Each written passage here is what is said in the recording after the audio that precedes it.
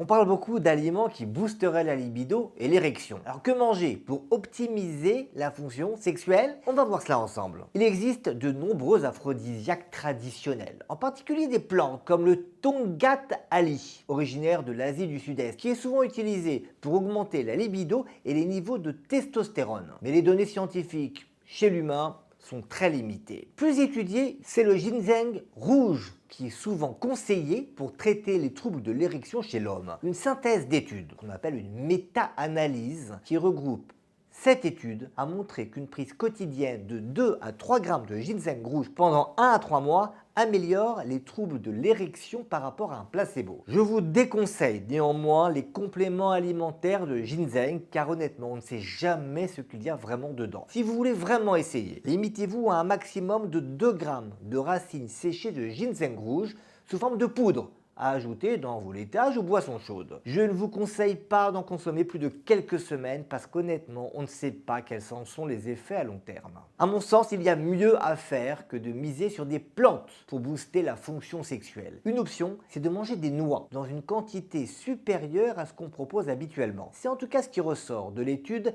Fertinuts. On a demandé à des volontaires de suivre pendant 14 semaines un régime occidental et après tirage au sort, la moitié des participants devaient manger 60 grammes d'un mélange de noix, les autres devaient éviter les noix. Les consommateurs de noix ont rapporté plus de désirs sexuels et davantage d'expériences orgasmiques. Alors au-delà des noix, ce qui ressort presque constamment de la littérature scientifique, c'est qu'une alimentation équilibrée, notamment basée sur le régime méditerranéen, riche en fruits, légumes, céréales complètes, huile d'olive et amandes, c'est associé à une meilleure fonction érectile chez les hommes et les femmes. 2 belles études cliniques ont même révélé que les hommes tirés au sort pour suivre ce type de régime observaient des améliorations significatives de leur fonction érectile par rapport aux sujets qui étaient tirés au sort pour suivre un régime moins favorable. Par ailleurs, on a pu évaluer que pour chaque portion de fruits et légumes quotidienne, le risque de troubles sexuels est réduit de 10%. En pratique, pour optimiser la fonction sexuelle avec l'alimentation, je vous recommande d'adhérer à une diète méditerranéenne